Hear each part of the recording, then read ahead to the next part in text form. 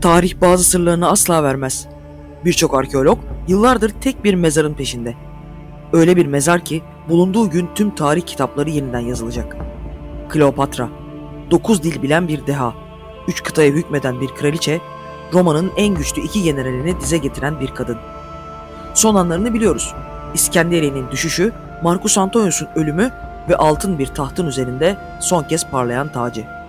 Ama sonra ne oldu? Antik dünyanın en güçlü kadını nasıl olur da hiç iz bırakmadan kaybolabilir? Modern teknoloji çaresiz, radar sistemleri sessiz, arkeologlar şaşkın.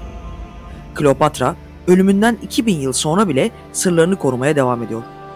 Ve belki de en büyük sırrı son nefesini verdiği o mezar odasında saklı. Ama bu kayıp mezarın hikayesi çok daha derinlerde başlıyor. Henüz 18 yaşında tahta çıkan bir prensesin hikayesinde. Saray entrikalarından sürgüne, zaferden ihanete uzanan bir destanda. Babası öldüğünde kimse onun Mısır'ı yönetebileceğine inanmıyordu. Kardeşi tarafından sürgüne gönderildiğinde Suriye çöllerinde kaybolup gitmesi bekleniyordu. Ama yanıldılar. Jules Caesar'la karşılaştığında Roma'nın bu kudretli generalinin gölgesinde silinip gideceği düşünülüyordu. Ama Kleopatra her seferinde tarihin akışını değiştirdi. Sadece güzelliğiyle değil, dehasıyla da. İskenderiye kütüphanesinde yetişmiş bir stratejist, 3 kıtaya hükmeden bir kraliçe olarak. Sezar'ın ölümünden sonra Marcus Antonius'la yaşadığı aşkın da sadece politik bir oyun olduğunu iddia ettiler. Bu konuda da yanıldılar. Onlar Doğu'nun kraliçesi ve Roma'nın kudretli komutanı, dünyayı değiştirecek bir tutkunun kahramanlarıydılar. Ve son gününde o altından tahtının üzerinde tacı hala başında parlarken hikayesinin böylece bittiğini sandılar. Bunda da yanıldılar. Çünkü Kleopatra ölümüyle bile Roma'ya diz çöktürmüştü. İskenderiye'nin sonunu getiren Octavianus'un zafer alayında zincire vurulmuş bir kraliçe göremeyeceklerdi. Mısır'ın son firavunu kendi seçtiği bir ölümle tarihe karışacaktı. Daha derinlere dalmadan önce videoyu beğenmeyi, paylaşmayı ve yorum yapmayı unutmazsanız seviniriz. Eğer kanalımızı daha fazla desteklemek isterseniz süper teşekkür ve katıl seçeneklerine de göz atabilirsiniz. İyi seyirler. Mısır'ın altın çağı sona ereli yüzyıllar olmuştu. Firavunların kanı çoktan kurumuş, piramitlerin gölgesi solmuştu. Nil'in krallığı artık Makedon generallerin elindeydi. Ve işte tam bu dönemde Ptolemaios hanedanının 12. kuşağında bir prenses dünyaya geldi. Damarlarında tek damla Mısır kanı yoktu. Ama tarihin gördüğü en büyük Mısır kraliçesi olacaktı.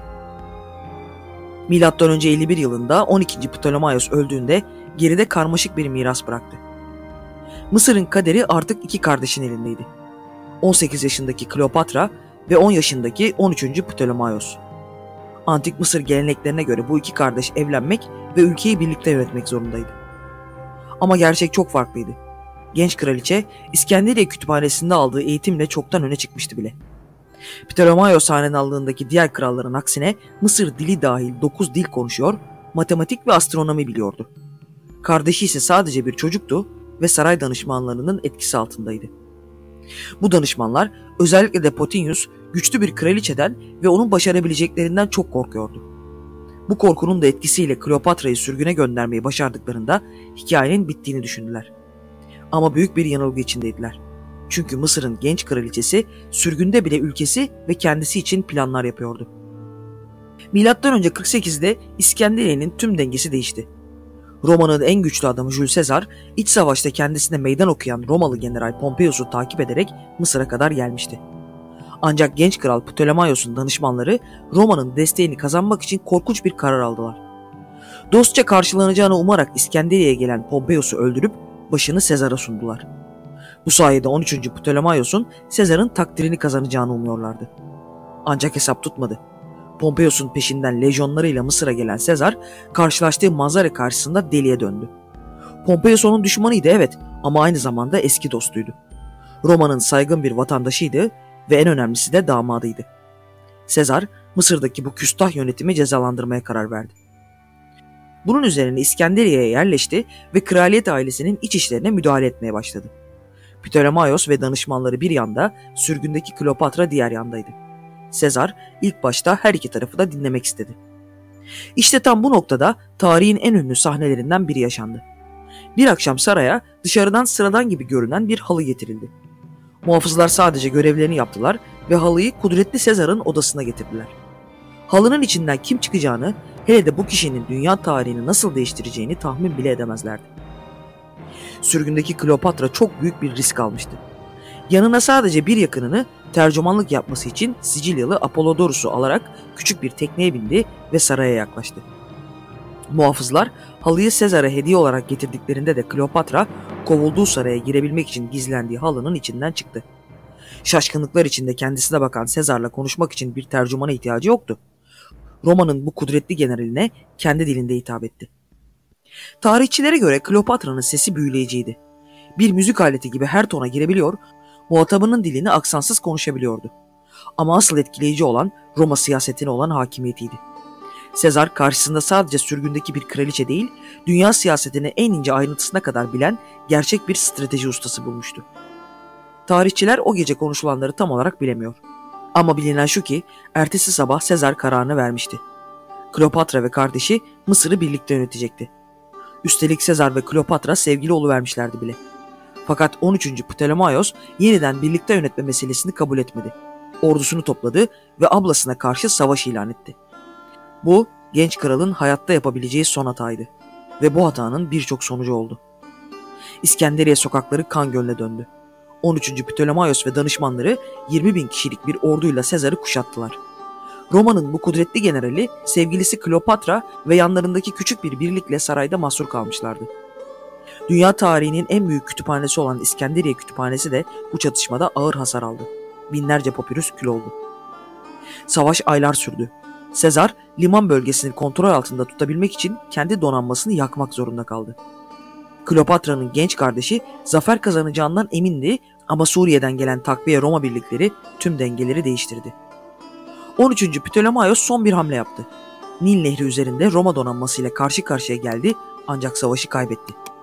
Kaçmaya çalışırken de ağır zırhıyla nehrin derin sularına gömüldü. Öldüğünde henüz sadece 15 yaşındaydı. Kleopatra'nın üvey kız kardeşi Arsione de savaş devam ederken kaçmış ve kendisini kraliçe ilan etmeye çalışmıştı. Ancak Roma askerleri tarafından çok geçmeden yakalandı ve Sezar'ın emriyle Efes'teki Artemis tapınağına sürgüne gönderildi. Kleopatra artık Mısır'ın tek ve gerçek hükümdarıydı. Ama genç kraliçe şunu çok iyi biliyordu ki gerçek savaş asıl şimdi başlıyordu. Mısır halkı tarafından bir firavun olarak selamlansa da Roma'nın desteği olmadan tahtını koruyamazdı. Ve Sezar, o artık sadece bir müttefik değildi. Kuşatma altında sarayda geçirdikleri süre içerisinde Kleopatra'dan bir oğlu olmuştu. Ptolemy Sezar ya da bilinen adıyla Sezaryon. Ptolemaios hanedanının bu son varisi hem Mısır'ın hem de Roma'nın veliahtı olarak dünyaya gelmişti. Kleopatra, oğluna Sezar'ın oğlu anlamına gelen Sezaryon adını verdi. Bu isim sadece bir bebek için değil, koca bir imparatorluk için oldukça kuvvetli bir iddia anlamına da geliyordu. Bir süre sonra Sezar Roma'ya dönmek zorunda kaldı ama çok kısa bir zaman içinde Kleopatra ve oğlunu da Roma'ya davet etti. Mısır'ın kraliçesi artık Tiber Nehri kıyısında dünyanın başkentinde yaşayacaktı. M.Ö. 46 yılında Roma sokaklarında görülmemiş bir alay ilerliyordu. Mısır kraliçesi yanında küçük oğlu Sezaryon'la birlikte şehre giriyordu. Sezar, Trastevere'deki villalarından birini onlara tahsis etmişti. Kleopatra artık Roma'nın en güçlü adamının resmi misafiriydi. Ama gerçekte durumun böyle olmadığını herkes biliyordu ve Roma'nın muhafazakar senatörleri bu durumdan hiç memnun değildi. Doğudan gelen bu yabancı kraliçe onların en büyük kabusu haline gelmişti. Üstelik Sezar zaten evliydi ve Roma'nın ahlak kuralları aynı anda iki kişiyle evlilik yapılmasını hiç hoş karşılamıyordu. Fakat bu durumu ne Sezar ne de Kleopatra umursamıyordu bile. Aşklarını gönüllerince yaşıyor, devlet meselelerini birbirlerine danışarak çözüyorlardı. Dönemin kayıtlarına göre Roma senatörleri gerginliklerini gizleyemiyordu. Sezar'ın gücü her geçen gün artıyor fakat krallık dedikodularının ardı arkası kesilmiyordu. Üstelik şimdi bir de veliaht vardı. Doğulu bir kraliçeden doğan bu çocuk onlara göre Roma'nın geleceği için çok büyük bir tehditti. Roma Cumhuriyeti'nin ileri gelenlerinin korkuları çok geçmeden gerçek oldu. Sezar, Roma'nın merkezindeki foruma altından bir Kleopatra heykeli diktirdi. Bu Roma'da görülmemiş bir olaydı. Üstelik Venüs tapınağına da kraliçenin bir heykeli yerleştirilmişti. Yabancı bir kraliçe kendi tanrıçalarıyla aynı mekanı paylaşıyordu. Sezar sayesinde hızla Roma'nın en yüksek mevkilerine getirilen Kleopatra'nın düşüşü de aynı hızda olacaktı. M.Ö. 44'te Mart ayının tam ortasında Sezar, Roma senatosunda 23 hançer darbesiyle öldürüldü. Suikastçılar arasında Brutus ve Cassius gibi en yakın dostları da vardı. Cumhuriyeti korumak için bu cinayeti işlediklerini söylüyorlardı. Kleopatra için Roma artık güvenli değildi. Sezar'ın ölüm haberi tüm Roma'yı derinden sarstı ama en büyük tehlike altında olan kişi şüphesiz ki Kleopatra'ydı. Yanında küçük bir oğul ve büyük bir suçlamayla Roma'nın göbeğinde yapayalnız kalmıştı. Sezar öldürenlerle işbirliği yapmakta suçlanıyordu. Üstelik Sezar'ın vasiyetinde ne kendisinin ne de oğlu Sezarion'un adının geçmediğini büyük bir hayal kırıklığıyla öğrenmişti. Yanına oğlunu ve hazinesini de alarak hızla Mısır'a döndü. Ama bu bir kaçış değildi. Kraliçe çok iyi biliyordu ki Roma'daki güç savaşı daha yeni başlıyordu. Ve bu savaşta tarafsız kalması imkansızdı. Kleopatra Mısır'a döndüğünde onu yeni sorunlar bekliyordu. Roma'daki iç savaşı ve intikam operasyonunu dikkatle izlemek zorundaydı. Bir yanda Sezar'ın resmi varisi ve büyük yeğeni Octavianus, diğer yanda ise Sezar'ın en güvendiği komutanı ve sağ kolu Marcus Antonius vardı. Antonius ve Octavian'ın kuvvetleri Brutus ve Cassius'un kuvvetlerini Filipi Muharebesi'nde yendiler ve Marcus Antonius Roma'nın doğu eyaletlerinin yönetimini üzerine aldı. Octavianus ise batıyı elinde tutuyordu. M.Ö. 41 yılına gelindiğinde Marcus Antonius Kleopatra'yı Tarsus'a çağırdı. Söylentiler Roma'da hala devam ediyordu ve Mısır kraliçesinden hesap sorulacaktı. Kleopatra ise bu görüşmenin kaderini değiştireceğinin farkındaydı. Mısır'ın kaderi kendi ellerindeydi ve yine muhteşem bir giriş yapmak zorundaydı. M.Ö. 41 yazında bugünkü Türkiye sınırları içinde yer alan Tarsus'ta unutulmaz bir sahne yaşandı. Berdan Nehri'nin kıyısında toplanan halk hayatlarında gördükleri en gösterişli geminin yaklaşmasını izliyordu. Altın yaldızlı teknenin mor yelkenleri rüzgarla dans ediyor, gümüş küreklerin sesi suları yarıyordu. Dönemin tarihçileri bu sahneyi detaylıca anlatırlar. Güvertede altın işlemeli bir şemsiyenin altında Mısır kraliçesi sedire uzanmıştı. Venüs kılığındaydı. Etrafında birçok genç kız vardı ve deniz perilerini tanrıçaları canlandırıyorlardı. Havada mistik kokular, nehir kıyısında büyülü bir müzik. Marcus Antonius kraliçeyi resmi bir toplantı için çağırmıştı. Ama Kleopatra ona bambaşka bir mesaj veriyordu. Buraya hesap vermek için değil, görüşme şartlarını kendisi belirlemek için gelmişti. Üstelik seçtiği yer de tesadüf değildi. Tarsus tam da Doğu ile Batı'nın, Asya ile Avrupa'nın kesiştiği bir noktadaydı. Roma'nın güçlü komutanı Mısır kraliçesini sarayında bekliyordu. Ama Kleopatra bu davete icabet etmedi. Onun yerine Marcus Antonius'u kendi gemisine davet etti. İşte bu güç dengelerini tamamen değiştiren bir andı. Marcus Antonius daveti kabul etti. O akşam Berdan Nehri'nin kıyısında başlayan hikaye sadece bir aşk hikayesi değildi. Doğu'nun kraliçesi ve Roma'nın en güçlü komutanı dünyayı değiştirecek bir ittifakın temellerini atıyorlardı. Ama ikisi de bilmiyordu ki bu buluşma aynı zamanda trajik sonlarının da başlangıcı olacaktı. Marcus Antonius, Kleopatra'nın sadece güzelliğine değil, zekasına da hayran kalmıştı. Roma siyasetinin en ince detaylarını bile saatlerce konuşabiliyor, tartışabiliyorlardı. Kleopatra sanki dünyanın tüm sırlarına hakimdi. Kleopatra için de Marcus Antonius mükemmel bir müttefikti. Sezar'ın ölümünden sonra Roma'da üçlü bir yönetim kurulmuştu. Octavianus Batı'yı, Lepidus Afrika'yı, Marcus Antonius ise Doğu'yu kontrol ediyordu. Ve şimdi Doğu'nun hakimi Mısır kraliçesinin etkisi altındaydı. İlişkileri derinleştikçe politik hamleleri de büyüdü.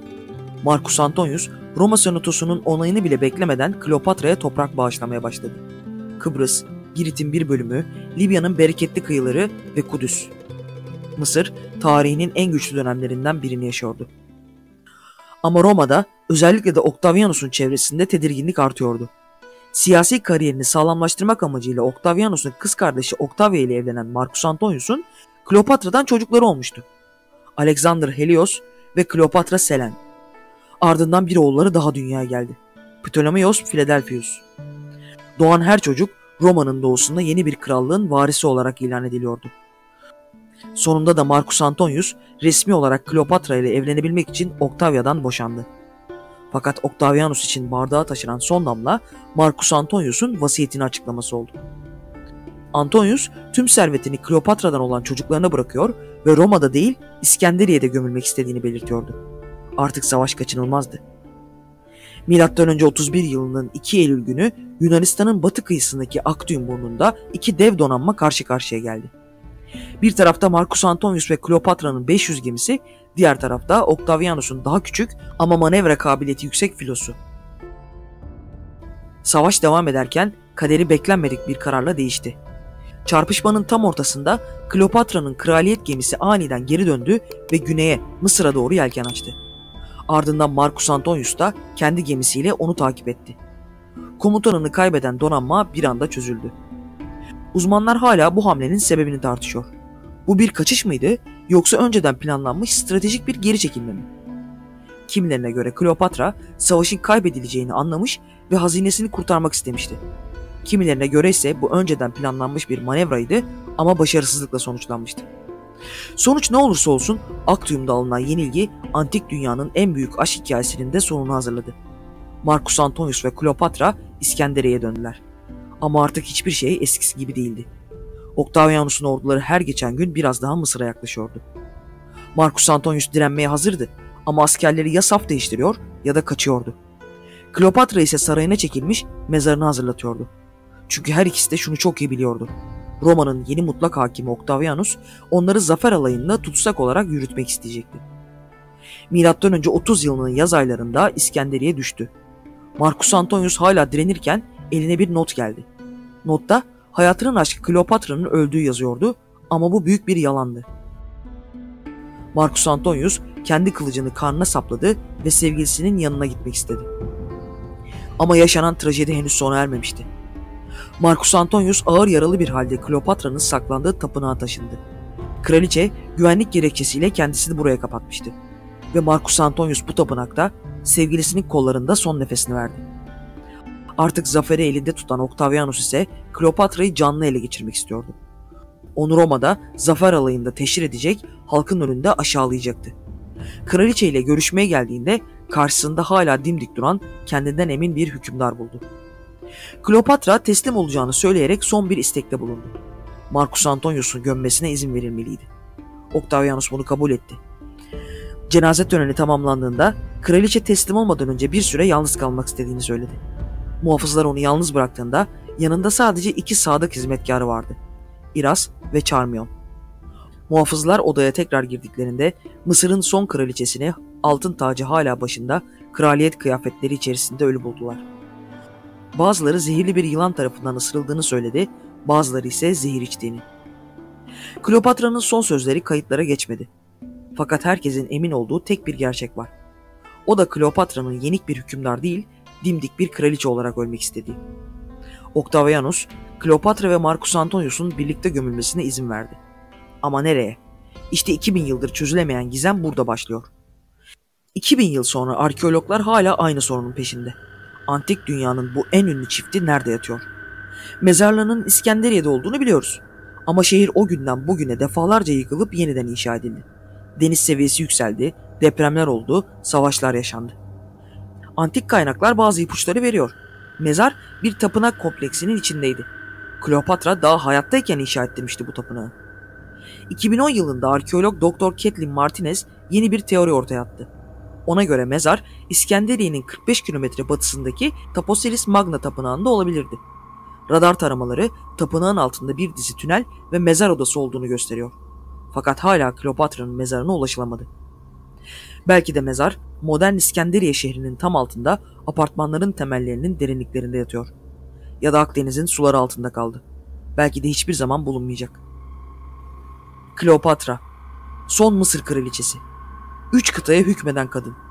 Romalı 2 dev ismi dize getiren bir deha. Son nefesine kadar kendi kaderini kendi yazan bir firavun. Tarih bazı sırlarını asla açığa çıkarmaz. Ve belki de bu Kleopatra'nın istediği şeydi. Ölümünden 2000 yıl sonra bile hala tüm dünya onun hikayesini konuşuyor. Uzmanlar hala onun mezarını arıyor. Nil'in kraliçesi son oyununu kazandı. O artık sadece bir hükümdar değil, çözülemeyen büyük bir gizem. Sonsuza kadar konuşulacak bir efsane. Bu haftalıkta bu kadar. Bir videomuzun daha sonuna geldik. Kleopatra ve onun müthiş dehası hakkında ne düşündüğünüz yorumlarda mutlaka yazın. Ayrıca videoyu beğenmeyi, paylaşmayı ve kanala abone olmayı da unutmayın. Bizi daha fazla desteklemek isterseniz de süper teşekkür ve katıl seçeneklerine göz atabilirsiniz. İzlediğiniz için teşekkürler. Hoşça kalın.